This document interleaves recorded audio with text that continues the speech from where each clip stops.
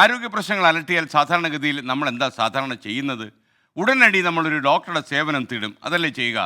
Doctor നിർദ്ദേശിക്കുന്ന പരിശോധനകൾ നടത്തി, രോഗനിർണയമൊക്കെ നടത്തി, ഡോക്ടർ തന്നെ മേൽനോട്ടത്തിൽ നമ്മൾ ചികിത്സ തേടും. ആ ചികിത്സ ഡോക്ടർ പറയുന്ന അത്രയും കാലം തുടരുകയും ചെയ്യും. അതാണ് സാധാരണഗതിയിൽ ഇതിൻ്റെ ഒരു പരിഹാരം.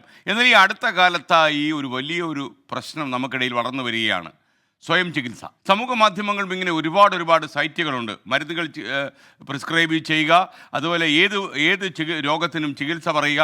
ഇതൊക്കെ ചെയ്യുന്ന ഒരുപാട് സൈറ്റുകളും വീഡിയോകളും ഇക്കാലത്ത് പ്രചരിക്കുന്നുണ്ട്.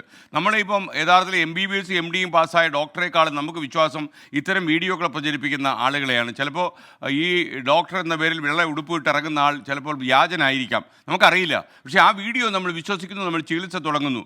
ഈ ചികിത്സയിൽ പിഴവ് പറ്റിയാൽ അടുത്ത ആശുപത്രിയിലേക്ക് പ്രവേശിപ്പിക്കുന്നു. ഇപ്പോൾ ആശുപത്രിയിലേക്ക് രോഗികളുടെ ഘോഷയാത്രയാണെന്ന് അറിയാമല്ലോ. അതുകൊണ്ട് അനാവശ്യമായി പണം ചെലവഴിക്കാനും സ്വന്തം ശരീരത്തിൽ അനാവശ്യമായ പരീക്ഷണങ്ങൾ നടത്താനും നമ്മൾ മുതിരരുത്. സ്വയം ചികിത്സ ഒരിക്കലും നിങ്ങൾ ഏറ്റെടുക്കരുത് എന്ന് മാത്രമല്ല, ഈ പരിമിതമായ അറിവ് വെച്ച് അന്യ ആളുകളെ ചികിത്സിക്കുകയും ചെയ്യരുത്.